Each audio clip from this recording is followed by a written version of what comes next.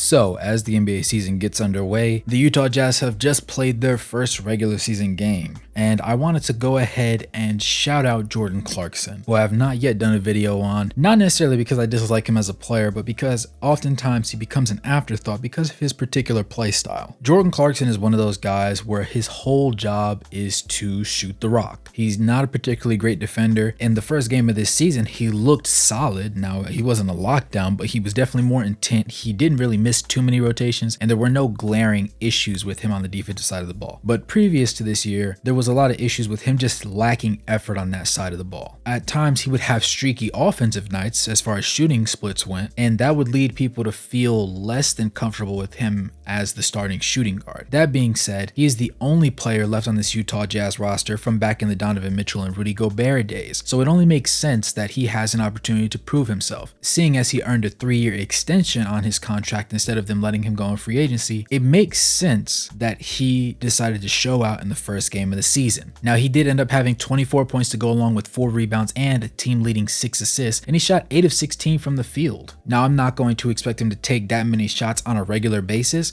A lot of other players were just simply missing, but it was the way that he got into his offensive bag that really impressed me. Typically, Jordan Clarkson is known as the guy that's a dribble, shoot guy. He's occasionally a catch and shooter, but for the most part, he likes having the ball in his hands and creating his own offensive shot. That being said, there was a span of 3 straight plays during the third quarter in which he had 2 reverse layups and even a floater that helped cut a little bit into the deficit against the Sacramento Kings. And though that game was all but lost by the end of the fourth quarter when the time expired, he did show a lot of promise, to the point where me watching the game, I thought that he played well, but I thought he had closer to 15 or 16 points. So when I found out that he had 24 and he was 8 of 16, it really made sense when I really thought about it. Now, in that game, he was 2 of 5 from the 3-point line, and we can expect him to shoot relatively decently from beyond the arc. Hopefully he gets his percentage up, because last year across 61 games, he did only shoot 33.8% from beyond the arc.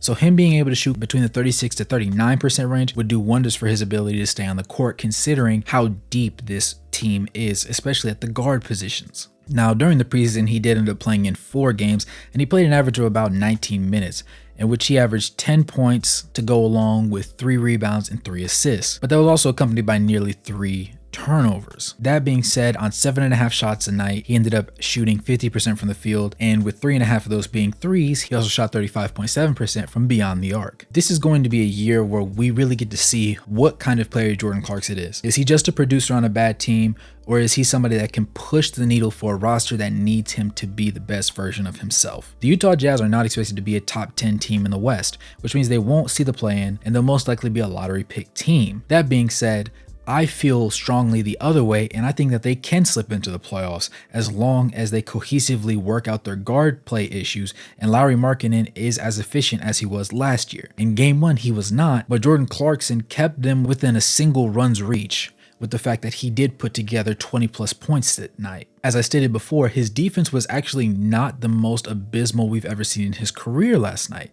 And I don't know if that's something about him turning over a new leaf or if he's really buying into the system, but in all likelihood, him being able to properly rotate in the zone defense, or just being able to play straight up man defense and not get completely destroyed, or just give up something easy to the offensive player, will do wonders for this team in the long run of the season. Now, he is coming off a season where he averaged 20.8 points to go along with 4 rebounds and 4.4 assists, and with a more crowded backcourt, I do think those numbers will take a little bit of a dive. If he could get close to 20 points per game again, that would be wonderful for this roster, but it would also have to be an efficient one. Now, he did shoot 44% from the field last season, and again, he shot 33.8% from beyond the arc, which isn't terrible, but that's also not something you want from your shooting guard, who should be one of your more prominent 3-point marksmen that are on the court at any point in the game. Players such as the Ochai Agbajis of the world will also likely get a lot of minutes because of his ability to simply make the right plays. He's a catch and shoot 3-point shooter, and he plays very hard-nosed on defense. He's physical, doesn't get too many foul calls as of late, and he just seems to be finding his role in the league, and more so on this team, a lot better than a lot of people expected him to in this sophomore season of his. Go ahead and subscribe, man.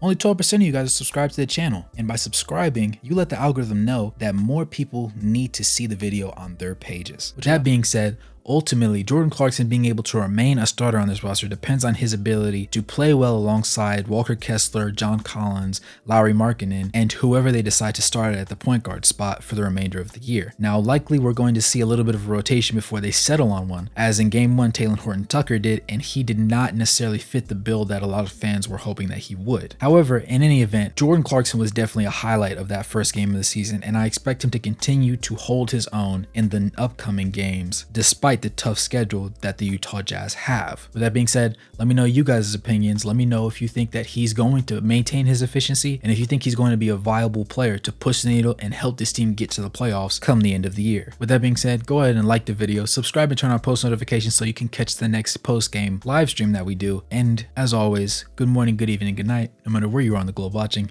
Thanks for tuning in, and I'll catch you guys in the next one. Peace.